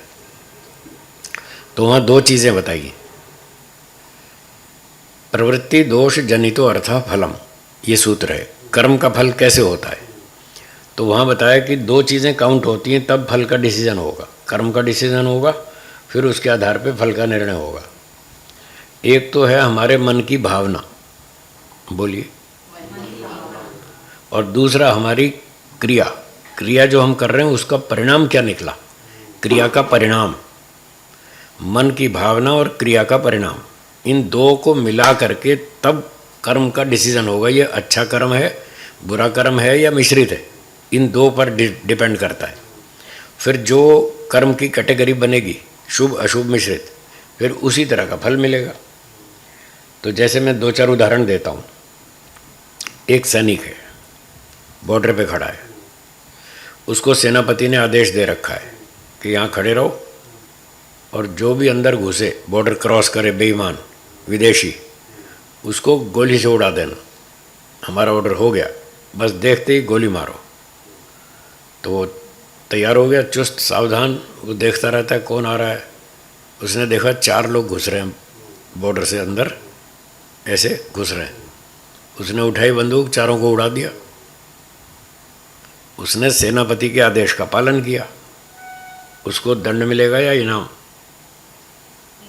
इनाम मिलेगा, क्योंकि उसकी भावना भी अच्छी है और क्रिया का परिणाम भी अच्छा है, दोनों अच्छे हैं। उसकी भावना है देश की रक्षा हो, और जो उसने 4 दुष्टों को, आतंकवादियों को उड़ा दिया, तो उससे परिणाम भी अच्छा आया, देश की रक्षा हुई। तो ये पहला उदाहरण है शुभ कर्म का। इसमें भावना भी अच्छी है और क्रिया का परिणाम भी अच्छा है, दोनों अच्छे हैं। जहाँ दोनों अच्छे हैं वो शुभ कर्म। तो यहाँ पर सुनिए कि भावना भले अच्छी हो, कर्म भी अच्छा हो, लेकिन उसने उनको धोखा, हत्या तो की, तो ईश्वर के कानून में तो एक आत्मा के रूप में उसको दंड मिलना चाहिए। ईश्वर ने तो कहा है दुष्टों को उड़ाओ गोली से ईश्वर ने कहा है। सेनापति ने तो बाद में आदेश दिया। सेनापति को ईश्वर ने आदेश दिया, जो दुष्ट हो, आतंकवादी हो, राक्षस हो, आपके देश पे हमला करता हो, उसको उड़ा दो। ईश्वर का आदेश है। तो फिर तो राजा को भी दंड नहीं मिलना चाहिए। वो इस बात का दंड नहीं मिलेगा कि उसने देश की रक्षा की, पर जितना झूठ छल कपट किया उसका दंड मिलेगा। सैनिक ने झूठ छल कहाँ किया? सैनिक ने झूठ कहाँ बोला? उसने तो पूरा आदेश का पालन किया। उसने कहा जो बेईमान घुसे उसको उड़ा देना, उसने उड़ा दिया। उसने कोई गड़बड़ नहीं की है। गड़बड़ जब राजा करेगा, सीबीआई रखेगा, सीआईडी रखेगा, और फिर उसको जाएगा, भेजेगा, जाओ तुम घोटाला करो, हैं, तुम जैसे तैसे ढूंढ के मारो, पकड़ो, तब फिर उनको दोष लगेगा। ईश्वर की दृष्टि में भी उसको एक आत्मा के रूप में भी उस दृष्टि से भी सैनिक को दंड नहीं मिलेगा। नहीं इनाम मिलेगा, उसको तो इनाम मिलेगा। ईश्वर नहीं तो कहा है, तो ईश्वर के आदेश का पालन करना तो धर्म है, तो फिर सुख मिलेगा, उसका फल सुख है। तो जहाँ भावना भी अच्छी हो, क्रिया का परिणाम भी अच्छा हो, दोनों अच्छे हो, वो शुभ कर्म है। ये सैनिक का उदाहरण, एक डॉक्टर का उदाहरण। हम अगर ईश्वर से प्रार्थना करें कि आतंकवादियों का नाश हो, मतलब विरोधियों को परेशान कर रहे हैं, तो ये हमारा मानसिक पाप होएगा कि क्या है? ये पुण्य होगा, हमने अच्छी कामना की है। पर हमने उनके विनाश की कामना की। उनके विनाश की नहीं, अधर्मियों के विनाश की। हाँ, तो अधर्मी का तो विनाश होना चाहिए। आप रोज नारे लगाते हैं, धर्म की जय हो, अधर्म का विनाश हो, तो रोज बोलते हैं। ईश्वर नहीं तो कहा है? ईश्वर ने कहा है अधर्म को खत्म करो, उखाड़ दो, इसको मार डालो, कुचल दो, रगड़ दो, और जो दुष्ट आतंकवादी हो उसको फांसी पे लटका दो, उसको तोप से उड़ा दो। ये सब वेद में लिखा है, ईश्वर का आदेश है क्षत्रिय के लिए। वो ड्यूटी क्षत्रिय की है, वो करेगा, हर आदमी नहीं करेगा। ब्राह्मण, क्षत्रिय, वैश्य, शूद्र, 4 कैटेगरी बनाई, सबको अलग अलग ड्यूटी दी है। ब्राह्मण को कहा तुम यहाँ स्कूल में, गुरुकुल में बैठ के पढ़ाओ, तुम्हें बंदूक नहीं उठानी, तुम्हें पढ़ाना है, पढ़ना, पढ़ाना, यज्ञ करना, कराना, दान देना और लेना, 6 काम ब्राह्मण के बताए। क्षत्रिय को बोला तुम जाओ अखाड़े में, पहलवानी करो, कुश्ती लड़ो, शरीर को बलवान बनाओ, बुद्धि को ठीक रखो, वेदों को पढ़ो, विद्वान बनो, और अपनी सेना मजबूत बनाओ। जो दुष्ट राक्षस आतंकवादी हो उनको ख़त्म कर दो, उड़ा दो, फांसी पे लटका दो, गर्दन काट दो। ऐसा सब वेदों में लिखा है। पर स्वामी जी जैसे बोला कि ब्राह्मण वर्ग को मतलब अत्याचार, बंदूक नहीं उठानी, नहीं उठानी। सामने कोई ऐसा अत्याचारी आ गया, हाँ। स्वरक्षा के लिए उठाना पड़ा, हाँ, तो अपनी रक्षा के लिए तो उठा सकता है, तो उठा सकते। अपने लिए उठा सकता है, देश के लिए नहीं। देश के लिए क्षत्रिय करेगा। सन्यासी को तो पाप नहीं लगेगा। सन्यासी को करेगा डंडा साथ रखो, जो तुम पे हमला करे अपनी रक्षा करो। सन्यासी डंडा रखता है ना, जंगलों में घूमता है, नगर में भी आता है, जंगल में भी जाता है। वहाँ कोई जंगली जानवर उस पर हमला करे, कोई सियार, लोमड़ी आदि, कोई भेड़िया, तो अपनी रक्षा करने के लिए डंडा उसको दिया है, तुम अपनी रक्षा करो। अपनी रक्षा कर सकते हैं, अपनी रक्षा करने का अधिकार ईश्वर ने भी दिया है, भारत सरकार ने भी दिया है। आप अपनी रक्षा कर सकते हैं, दूसरे पे हमला नहीं करना, ऑफेंस नहीं करना, डिफेंस कर सकते हैं, इतनी छूट है। तो देश के लिए रक्षा करनी हो तो फिर क्षत्रिय बनाया, वो उसकी ड्यूटी है, वो अपना काम करेगा। बंदूक उठाएगा, तलवार उठाएगा, तोप चलाएगा, बॉम्ब फोड़ेगा, कुछ भी करेगा, वो उसका काम है। वैश्य को कहा तुम खेती करो, व्यापार करो, इंडस्ट्री चलाओ, प्रोडक्शन करो और सारे देश में सबको पहुंचाओ। कोई आदमी अभावग्रस्त नहीं होना चाहिए, सबको रोटी मिलनी चाहिए, सबको दाल, सब्जी, घी, दूध, मक्खन, मलाई, किराया, जूता, चप्पल, हर चीज़ सबको मिलनी चाहिए, कहीं कमी ना रहे। ये वैश्य का काम। शूद्र का काम है तुम लेबर क्लास, मजदूरी करो और इन 3 लोगों की हेल्प करो, ब्राह्मण, क्षत्रिय, वैश्य, तीनों की मदद करो। अब ब्राह्मण गया कॉलेज में पढ़ाने, तो उसका खाना बनाओ, हैं, पति पत्नी मान लो दोनों गए पढ़ाने, तो पीछे घर में काम तो करना पड़ेगा ना। तो कुछ काम करने के लिए नौकर बुला लेते हैं, भाई हमारा झाड़ू पोछा कर दो, कोई कपड़े धो देगा, कोई झाड़ू पोछा कर देगा, और कोई लेडीज़ को आप बुला लेते हैं, चलो हमारा खाना भी बना दो, हमारे यहाँ मेहमान ज़्यादा आते हैं, हमको टाइम नहीं मिलता पकाने का। तो अच्छे साफ़ सुथरे लोगों को आप भोजन बनाने के लिए भी बुला लेते हैं। तो कोई ब्राह्मणों की सेवा करेगा शूद्रों में से, कोई क्षत्रियों की सेवा करेगा, उनकी गाड़ी चलाएगा, सर्विस करेगा, झाड़ू पोछा लगाएगा, कोई फैक्ट्री में मजदूरी करेगा, कोई खेत में मजदूरी करेगा, लेबर। तो तीनों की जो सेवा करेगा वो शूद्र है, 4th क्लास। तो ऐसे जिसकी जैसी योग्यता हो, क्षमता हो, वो उस तरह से काम करे। ये 4 वर्ण बनाए ईश्वर ने। फिर ये 4 इसलिए बनाए कि जाना सबको मोक्ष में है। शूद्र को भी मोक्ष में जाना है, वो भी 100% सुख चाहता है, हाँ या ना। ब्राह्मण भी चाहता है, क्षत्रिय भी चाहता है, वैश्य भी चाहता है, और तो और कुत्ता भी चाहता है 100% सुख मिले, उसको भी दुख नहीं चाहता। पर वो पशु पक्षियों की कैटेगरी इतनी डाउन है, उनमें सामर्थ्य ही नहीं है। वो तो कितना भी जोर लगा लें मोक्ष में जा ही नहीं सकते। वो अपना दंड पूरा करके पहले मनुष्य बनेंगे, और जब वहाँ से लौट के मनुष्य बनेंगे तो पहले शूद्र परिवार में जाएंगे, क्योंकि मनुष्य योनि में एंट्री इधर से ही है। पशु पक्षी से पहले शूद्र में जाओ, फिर शूद्र बन करके फिर मेहनत करो, फिर वैश्य बनो, प्रमोशन होगा ऐसे। फिर वैश्य बन के देख लिया पैसे में कुछ नहीं रखा है, कुछ और आगे करते हैं, आगे बढ़ते हैं। फिर वो क्षत्रिय बनेगा, चलो क्षत्रिय बनो, तुम्हें इसमें अच्छा लग रहा है। क्षत्रिय बन के भी देख लिया, 200-500 जन्म ले लिए, राजा बन के मूँछ ऊँची कर ली, सब मार मार धाड़ के सब देख लिया, कुछ भी नहीं हुआ, अपनी इसमें भी शांति नहीं है। तो फिर क्या करें? फिर ब्राह्मण बनो, फिर विद्वान बनो, शास्त्र पढ़ो, उसमें शांति मिलती है। फिर ब्राह्मण बन के भी तो भूख प्यास गर्मी ठंडी तो वो पीछा नहीं छोड़ रही, तो इससे भी पीछा छुड़ाना है, तो फिर मोक्ष में जाओ। ऐसे ऊपर उठते जाएंगे। तो 4 वर्ण बनाए, तो अपने अच्छे अच्छे काम बढ़ाते जाओ और प्रमोशन मिलता जाएगा। ऊपर ऊपर ऊपर ब्राह्मण बन गए। अब ब्राह्मण बन के फिर सन्यासी बनो, वैराग्य प्राप्त करो, सब शास्त्र पढ़ लिए और देख लिया दुनिया में कुछ नहीं है, तो अपना वैराग्य प्राप्त करके सन्यासी बनो, जंगल में तपस्या करो। फिर जब वैराग्य अच्छा ऊंचा हो जाए, फिर सन्यास लेके फिर प्रचार करो, सबको पढ़ाओ सिखाओ, मोह माया का त्याग करो, अविद्या का त्याग करो, राग द्वेष का नाश करो, तब आपका मोक्ष होगा। ये सिस्टम ईश्वर ने बनाया मोक्ष का। तो आज नहीं तो कल पशु पक्षी भी लौट के वापस मनुष्य बनेंगे, और इस क्रम से सब ऊपर चढ़ते जाएंगे, एक एक करके सब मोक्ष में जाएंगे। एक साथ नहीं जाएंगे, एक साथ सारे डॉक्टर नहीं बन सकते, एक साथ सारे पायलट नहीं बन सकते, एक साथ सारे वकील नहीं बन सकते, तो एक साथ मोक्ष में कैसे जाएंगे? जैसे स्वामी जी आपने बोला कि वैश्य वर्ग, पतिदेव व्यापार करते हैं और पत्नी टीचर है, पढ़ाती है स्कूल में, तो उसका वर्ण क्या होगा? किसका? पत्नी का। पत्नी का तो ब्राह्मण वर्ण है। ब्राह्मण वर्ण। हाँ, तो उधर से तो वो सीधा ऊपर फिर जाता है। वो ऊपर जाएगी। हाँ, वो तो जाएगी। पतिदेव को ज्यादा मेहनत। उसको ज़्यादा करनी पड़ेगी, उन्होंने शादी गलत की। ब्राह्मण का ब्राह्मणी के साथ शादी होनी चाहिए, गुणकर्म मिला के विवाह करना चाहिए ना, गुणकर्म स्वभाव मिला के विवाह करना चाहिए। तो ब्राह्मण का ब्राह्मणी के साथ, क्षत्रिय का क्षत्रिय के साथ, वैश्य का वैश्य के साथ ऐसे विवाह होना चाहिए, ताकि दोनों में तालमेल बना रहे, आपस में लड़ाई झगड़ा भी ना हो। अगर गुणकर्म में भेद होगा, तालमेल नहीं बैठता, तो रोज़ झगड़ा चलेगा। पति कहेगा चलो सत्संग में, पत्नी कहेगी मैं तो फिल्म देखूंगी, फिर लड़ाई झगड़ा। दोनों का रुचि अलग अलग है, तो इसलिए दोनों का विचार एक होना चाहिए, फिर ट्रेनिंग अच्छी रहेगी, तो बहुत से झगड़ों से बच जाएंगे। पूरे झगड़े तो नहीं छूटने वाले, क्योंकि हमारे शास्त्रों में लिखा है शादी मतलब झगड़ा। शादी मतलब झगड़ा। जो शादी करेगा झगड़ा तो होना ही है।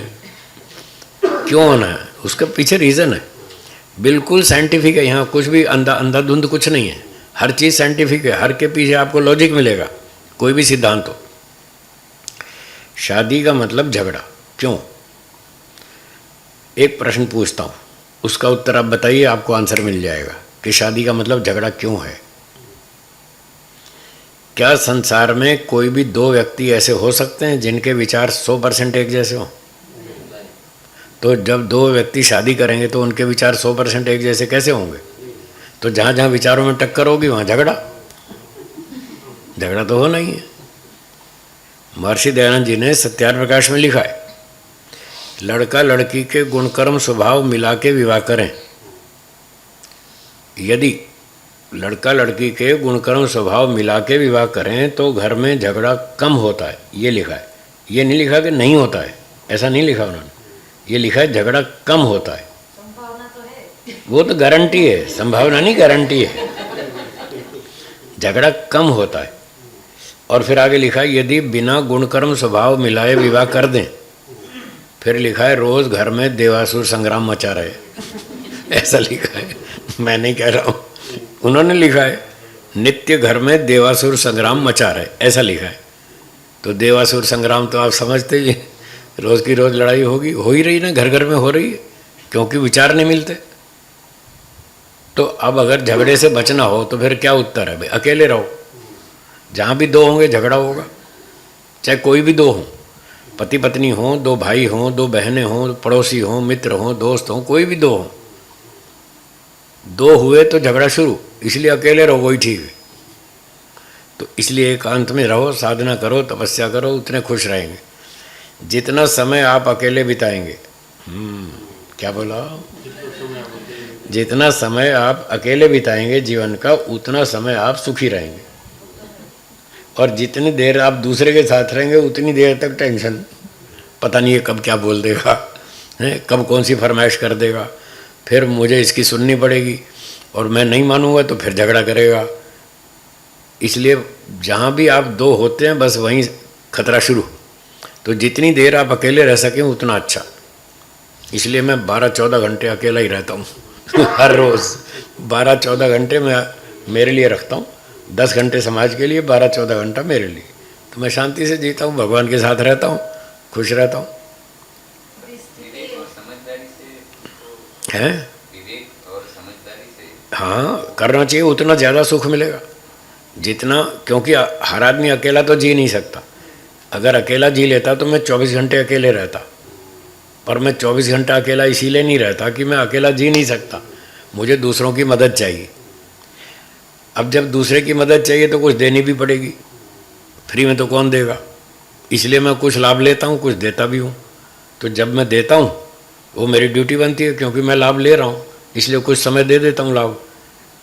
अब क्योंकि मेरा कोई ज़्यादा सांसारिक लेना देना है नहीं, मुझे तो क्या चाहिए, 2 रोटी चाहिए, हैं, एक सोने की जगह चाहिए, और क्या चाहिए, 2 रुपये किराया भाड़ा चाहिए, बस इतना ही। तो इतना लोग मुझे दे देते हैं, और मुझे कुछ ज़्यादा स्वार्थ है नहीं, इसलिए मेरा ज़्यादा लड़ाई झगड़ा होता नहीं। संसारी लोगों को राग द्वेष ज़्यादा होता है, वो ज़्यादा एक्सपेक्टेशन रखते हैं, नहीं इतना तो देना पड़ेगा, इतना तो करना पड़ेगा, इतना तो आपको आना ही पड़ेगा, इतना तो सहयोग करना ही पड़ेगा। अब ना करो तो फिर झगड़ा। और सन्यासी को इसीलिए तो बताया कि अब समाज का उस पर दबाव नहीं है, इसलिए वो छूट गया। उस पर समाज प्रेशर नहीं डाल सकता। आपस में संसारी लोग एक दूसरे पर प्रेशर डाल सकते हैं, क्योंकि वो एक दूसरे को सहयोग देते भी तो हैं। जब देते हैं तो फिर लेंगे भी, पूरे हक से लेंगे। तो हम उतना लेते ही नहीं। जब हम लेते नहीं तो फिर हम पर दबाव कोई नहीं डाल सकता, नहीं आपको तो देना ही पड़ेगा। तो इसलिए का संन्यास लेना ज़रूरी है। तो समाज के दबाव से भी हम बढ़ जाते हैं, छूट जाते हैं। पर क्योंकि जब तक समाज में हैं तो सहयोग लेना देना पड़ता है, तो व्यवहार करेंगे तो फिर कुछ ना कुछ टक्कर तो बजेगी, इसलिए कुछ ना कुछ झगड़ा तो रहेगा ही। कोई बात नहीं, पूरा सुख मोक्ष में मिलेगा, यही सोच के चलो। जब तक यहाँ हैं तब तक भोगेंगे। गलती तो हमारी है, हमने ऐसे कर्म किए जो हमको यहाँ जन्म मिला है। अब जन्म लिया है तो फिर दुख तो आना ही है। ये सारी बातें साफ हैं शास्त्रों में, जो जन्म लेगा उसको दुख आएगा। दुख से छूटने का एक ही रास्ता है, संसार में जन्म लेना बंद करो, उसी का नाम मोक्ष है। बस मोक्ष में जाके पीछा छूटेगा दुख से। तब तक तो ठीक है, सहन करो, अपनी योग्यता बढ़ाते रहो, वैराग्य बढ़ाते रहो, धीरे धीरे मोक्ष हो जाएगा, फिर जान छूटेगी। बोलिए। अभी इन्होंने जो प्रश्न पूछा कि हस्बैंड अगर व्यापार करते हैं और अगर गृहिणी जो है वो शिक्षा देती है, ठीक है, तो आपने कहा कि वो वैश्य होता है, वो ब्राह्मण होता है। हाँ ठीक है, लेकिन आज के हम मतलब देखिए ट्रेंड जो हिसाब से चल रहा है, विद्या का दान देना वो गुरु है, ठीक है। लेकिन यहाँ तो विद्या का व्यापार होता है, तो वो भी तो वैश्य बन गए। हाँ तो वो वैश्य बन गए, वो दोषपूर्ण है। व्यापार हुआ तब तक वो वैश्य है। आज स्कूल सिस्टम को ही वैश्य बना दिया गया। विद्या पढ़ाना उद्देश्य नहीं रहा, पैसे कमाना उद्देश्य हो गया। तो ब्राह्मण के अंदर वैश्यपन मिक्स हो गया। इसको कहते हैं वर्ण संकर। संकर, संकर मतलब मिक्सचर। हाँ, ये ब्राह्मण और वैश्य का मिक्सचर हो गया। अब शुद्ध ब्राह्मण नहीं रहा, हाँ हाइब्रिड जैसा हो गया, ये मिलावटी है। तो ये अच्छा नहीं है। तो हम उसको अच्छा नहीं मानते। जो लोग फीस के लिए स्कूल चला रहे हैं, फीस लाओ फीस लाओ, ब्राह्मण का काम है पढ़ा देने का, फिर विद्यार्थी जो दे जाए सो दे जाए, उसको फीस मांगनी नहीं है, शर्त नहीं रखनी कि इतनी फीस दोगे तो बढ़ाऊंगा। वो तो फिर वैसे बन गया ना, व्यापारी हो गया। तो व्यापार थोड़ी है विद्या। विद्या तो बहुत पवित्र कार्य है, उत्तम कार्य है। विद्या तो विद्या जैसी कोई पवित्र वस्तु है ही नहीं संसार में। न ही क्या है,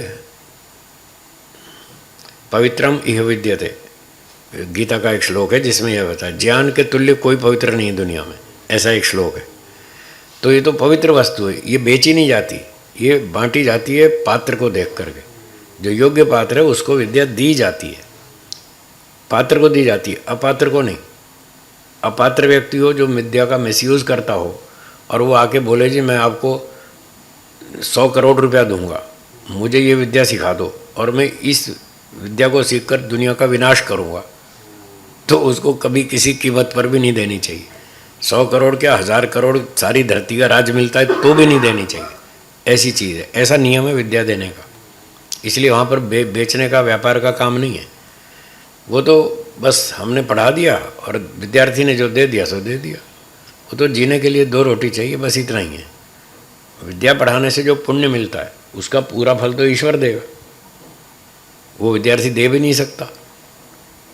एक टीचर ने एक विद्यार्थी को बीकॉम करा दिया, फिर एमकॉम भी करा दिया। ऐसी विद्या बता दी जो वो जीवन भर अकाउंट्स लिख करके करोड़ों रुपए कमाएगा। और उसने फीस कितनी ली? 200, 500, 1000 रुपये। वो तो रोटी खाने का खर्चा है। जबकि उसने ऐसी विद्या सिखा दी जिससे विद्यार्थी करोड़ों रुपए कमाएगा, और उसने लिया तो कुछ भी नहीं, रोटी खाने का खर्चा लिया केवल। और वो उसके लिए भी ज़रूरी है क्योंकि उसके बिना वो सर्वाइव नहीं कर सकता, जिंदा नहीं रह सकता। तो ये तो रोटी खाने पीने का खर्चा है जो हम किसी विद्वान को देते हैं, ब्राह्मण को देते हैं, क्षत्रिय को देते हैं, किसी डॉक्टर को फीस देते हैं। एक रोगी मरने वाला था, डॉक्टर ने उसका ऑपरेशन कर दिया, उसकी जान बचा दी और 5 लाख रुपए लिया। उसमें बहुत सारा तो खर्चा ही हो गया, थोड़ा सा उसके घर के लिए बचा। तो क्या उस मरने वाले सेठ की कीमत 5 लाख की थी? बस 5 लाख लेकर उसकी जान बचाई। उसकी जान की कीमत सिर्फ 5 लाख है, करोड़ों रुपया है। तो उसने फीस तो 5 लाख ली, उसकी जान जो काम किया उसका पूरा फीस थोड़ी वसूल की। और वो भी उसका हॉस्पिटल का खर्चा, स्टाफ का खर्चा और दाल रोटी का खर्चा है केवल। उसको बहुत सारा पुण्य मिलेगा जो डॉक्टर ने किसी की जान बचाई। फिर वो सारा पुण्य तो ईश्वर उसको देगा फल। इसलिए फल तो ईश्वर के ही पास है। हम तो आपस में ऐसे खर्चा पानी दे देते हैं थोड़ा, भाई चलो हमारा काम चलता रहे आपस में बस। कोई किसी को किसी की सेवा की पूरी कीमत नहीं चुका सकता। चाहे वो मजदूर भी हमारी सेवा कर रहा है, हम उससे जितना लाभ ले रहे हैं और उसको जो वेतन दे रहे हैं बहुत थोड़ा दे रहे हैं, उसकी सेवा का पूरा वेतन कहाँ दे सकते हैं हम?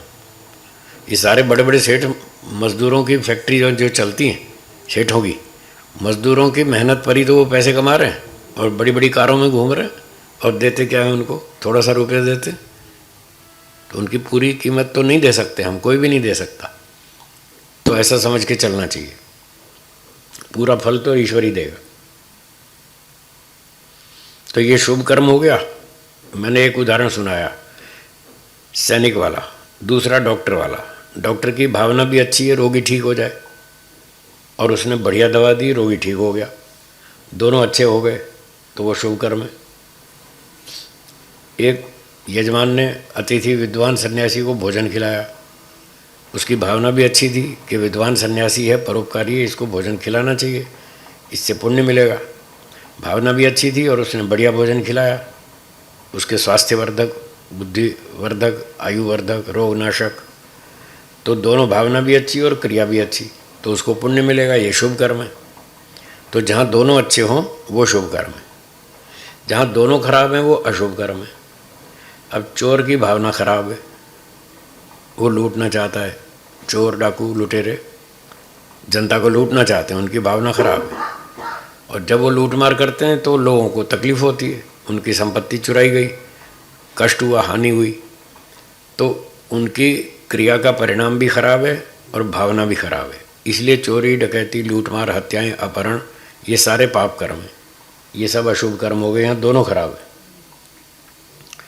अब मिश्रित कर्म का उदाहरण, खेती का मैंने बताया, उसमें 70, 80, 90% लाभ होता है और 10-20% हानि होती है, कुछ कीड़े मकोड़े मर जाते हैं, तो ये मिश्रित कर्म है। ठीक है, यहाँ पर भावना तो अच्छी है किसान की, लेकिन जो उसकी क्रिया हुई उस क्रिया में 70-80% रिजल्ट अच्छा है, 10-20% रिजल्ट खराब हुआ, प्राणी मर गए छोटे मोटे, तो इस तरह से वो मिश्रित हो गया। एक और उदाहरण मिश्रित का, एक व्यक्ति अपने मित्र रिश्तेदार के यहाँ गया, रिश्तेदार के यहाँ रात को 11 बजे हैं, अब वो सोने की तैयारी कर रहे थे, यजमान सब खा लिया पी लिया, सब काम निपट गया, अब सोने की तैयारी कर रहे थे, 11 बजे आके घंटी बजाई, उन्होंने देखा कौन आया, तो देखा भाई हमारा ही कोई चाचा मामा भतीजा है, रिश्तेदार है। बोला ठीक है जी आओ, उसको बुला लिया अंदर। फिर उसने कहा जी मैं तो खाना खाऊंगा, मेरे लिए खाना दो।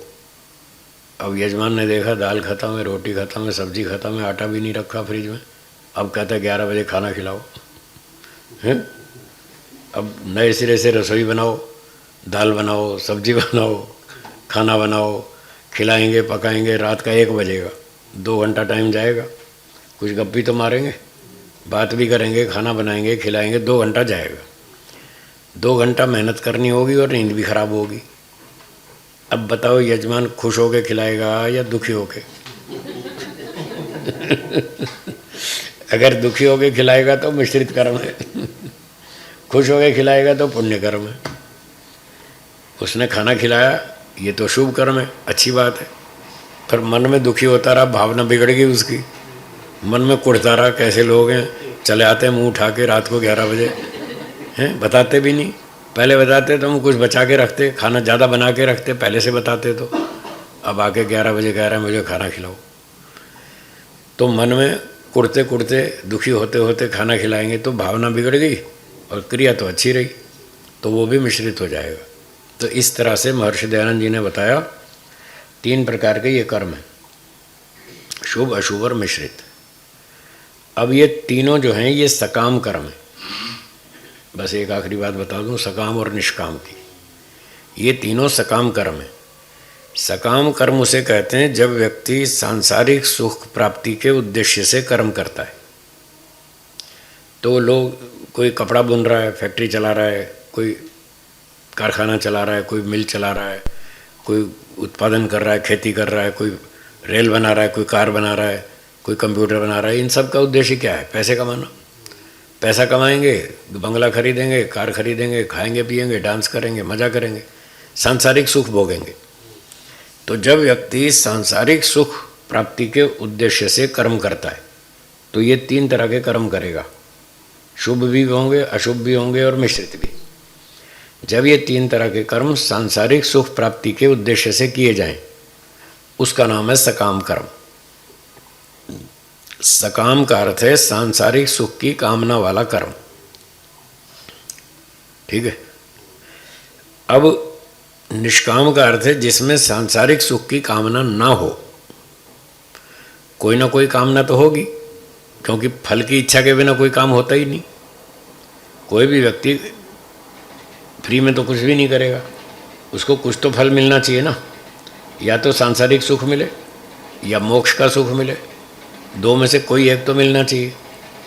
अगर किसी व्यक्ति से कहा जाए कि आप 1 साल सेवा करो, ना तो आपको मोक्ष मिलेगा इसके फल के बदले में, कर्म के बदले में, ना तो आपको मोक्ष का सुख मिलेगा ना संसार का, कुछ नहीं मिलेगा, तो कोई करेगा 1 साल तक सेवा? कोई भी नहीं करेगा, 1 दिन भी नहीं करेगा, साल भर तो क्यों करेगा वो?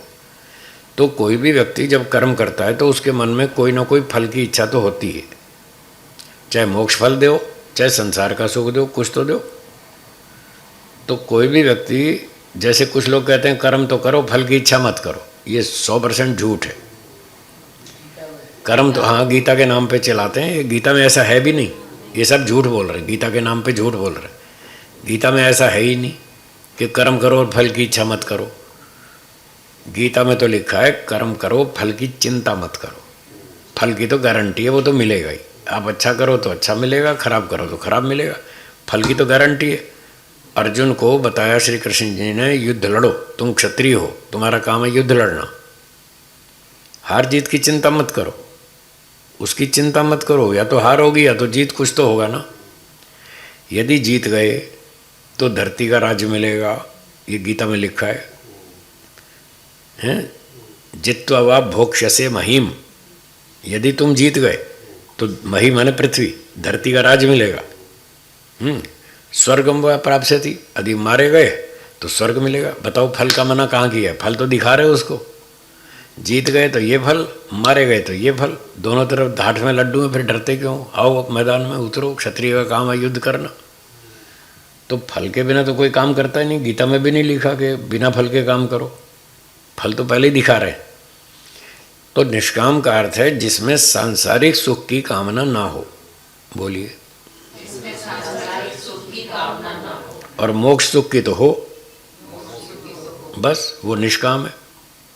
तो जब मोक्ष की कामना करते हैं तो मोक्ष फल तो अच्छे ही कर्म का हो सकता है, बुरे का तो हो ही नहीं सकता, बुरे कर्म का तो दंड होता है।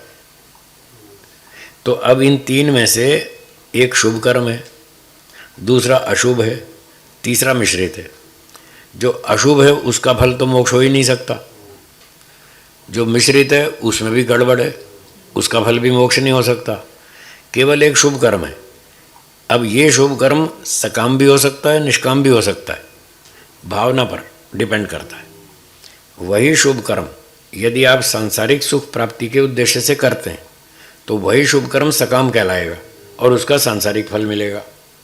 वही शुभ कर्म यदि आप मोक्ष प्राप्ति की इच्छा से करते हैं तो वो निष्काम हो जाएगा और आपको मोक्ष फल मिलेगा। उदाहरण मेरा है, मैं विद्या पढ़ाता हूँ, अगर मैं पैसा कमाने के उद्देश्य से पढ़ाता हूँ, धन सम्मान के उद्देश्य से पढ़ाता हूँ तो ये सकाम कर्म हो जाएगा। अगर मैं यही काम मोक्ष प्राप्ति की इच्छा से करता हूँ तो यही काम निष्काम हो जाएगा। तो केवल शुभ कर्म है जिसको सकाम या निष्काम कन्वर्ट किया जा सकता है। तो बस ये बताना है, तीन तो सकाम कर्म हो गए और चौथे निष्काम कर्म। वो जो चौथे निष्काम कर्म है, इन्हीं तीन में से जो शुभ कर्म है उसी को निष्काम में कन्वर्ट कर दिया जाता है और अलग कोई निष्काम कर्म नहीं है, यही शुभ कर्म निष्काम बन जाएंगे। ईश्वर को ध्यान में रखकर ही करें, बस मोक्ष प्राप्ति को ध्यान में रख कर करो। ईश्वर खुद कह रहा है, ईश्वर प्रणिधान, यम नियम में प्रणिधान, तो प्रणिधान में जो 5वां स्टेप है वो यही तो है कि निष्काम कर्म करो, मैं मोक्ष देता हूँ।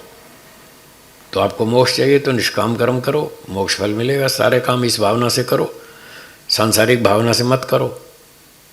तो ये कर्म का विषय आज के इस वाक्य में पूरा हो गया। चलिए विराम देते हैं, ओम का उच्चारण करेंगे।